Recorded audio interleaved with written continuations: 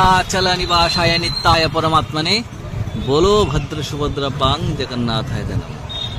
তো আমরা দেখতে পাচ্ছি এই জগন্নাথের রথ, নির্ণীয়মান রথ। প্রতি বছরই অক্ষয় তৃতীয়াতে রথ নির্মাণ শুরু হয়, আর এই রথের আগ পর্যন্ত নির্মাণ কাজ চলে। আমরা জগন্নাথপুরীতে দেখতে পাচ্ছি জগন্নাথ বলদেব সুভদ্রা মহারানীর সেই রথ নির্মাণ হচ্ছে। এটা অত্যন্ত দুর্লভ দর্শন, সবসময় এরকম পাওয়া যায় না। তো আমার সৌভাগ্য হয়েছে, আমি জগন্নাথপুরীতে এসেছি এবং জগন্নাথের সেই নির্ণীয়মান রথ। আমরা রথের সময় জগন্নাথকে এই রথের মধ্যে যখন আমরা দর্শন করি, তখন আমাদের সমস্ত শাস্ত্রে উল্লেখিত আছে সমস্ত পাপ আমাদের দূরীভূত হয়। তো রথপুরী জগন্নাথকে যে দর্শন করবেন তার কোটি কোটি জন্মান্তরের পাপ দূরীভূত হয়। এবং জগন্নাথের এক বিশেষ কৃপা, সেই রথে উঠে জগতের নাথ জগন্নাথ জনসাধারণকে কৃপা করার জন্য রাস্তায় বেরিয়ে পড়েন। কেন?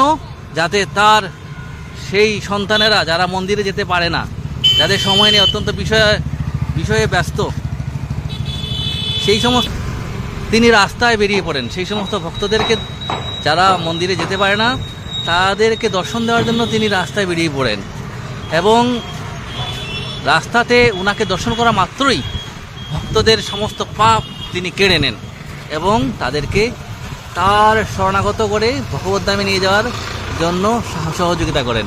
এই হচ্ছে জগন্নাথের অশেষ কৃপা। আর এই রথযাত্রার সূচনা এই পুরীধাম থেকেই শুরু হয়েছিল। দেখুন কি বড় বড় রথের চাকা, অনেক বড় বড় রথের চাকা, যেগুলো অলৌকিকভাবেই নির্মিত হয়। রথ নির্মাণের জন্য যে বৃক্ষ, সেটা পুরীর জগন্নাথ স্বপ্নাদেশ প্রাপ্ত হন। তিনি স্বপ্নে এই বৃক্ষ কোথায় পাওয়া যাবে সেটা তিনি দর্শন করেন। তারপর সেখান থেকে বৃক্ষ কেটে নিয়ে আসা হয় এবং অক্ষয় তৃতীয়ার দিনে সেই বৃক্ষ দিয়ে রথ নির্মাণ শুরু হয়। 3টে রথ হয়, জগন্নাথ বলদেব এবং সুভদ্রা মহারানীর রথ। এই আমরা দেখতে পাচ্ছি পুরীতে জগন্নাথের সেই অমূল্য রথ, জগন্নাথ বলদেব সুভদ্রা মহারানীর রথ। এই পাণ্ডারা, পুরীর পাণ্ডারা সেই রথ নির্মাণ করছেন।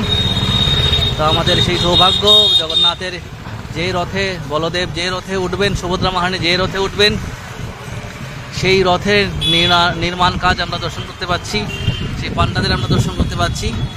আর এই রথ দর্শন করে আমরা অত্যন্ত সুখ্যাতি লাভ করব। নিশ্চয়ই জগন্নাথের রথযাত্রার সময় সকলে জগন্নাথকে সেই রথের মধ্যে দর্শন করার জন্য বাইরে বেরিয়ে আসবেন নিশ্চয়ই। সেই ক্ষেত্রে আমাদের অজ্ঞাত সুখ্যাতি লাভ হবে। এবং যেহেতু আজকে রথযাত্রা আন্তর্জাতিক কৃষ্ণ ভবনামৃত সংঘ ইসকনের কল্যাণে সারা বিশ্বব্যাপী সমাদৃত, ছিল প্রভুপাদ সেটিকে সারা বিশ্বে প্রচারিত করেছেন। জগন্নাথকে ইউনিভার্সাল গড হিসাবে তিনি আজকে সারা বিশ্বে প্রতিষ্ঠা করতে পেরেছেন। সেটা ছিল প্রভুপাদের কৃপা। আর এই রথযাত্রার সূচনা কিন্তু এখান থেকে হয়েছিল। তো আপনারা সকলেই ধন্য হন। ভিডিওটি ভালো লাগলে অবশ্যই লাইক এবং শেয়ার করবেন। হরে কৃষ্ণ, জয় জগন্নাথ বলদেব সুভদ্রা মহারানী কি জয়। আগাম রথযাত্রার অগ্রিম শুভেচ্ছা জানাচ্ছি আপনাদেরকে। সবাই রথে অংশগ্রহণ করবেন, জগন্নাথের অশেষ কৃপা আশীর্বাদ লাভ করবেন। জয় জগন্নাথ।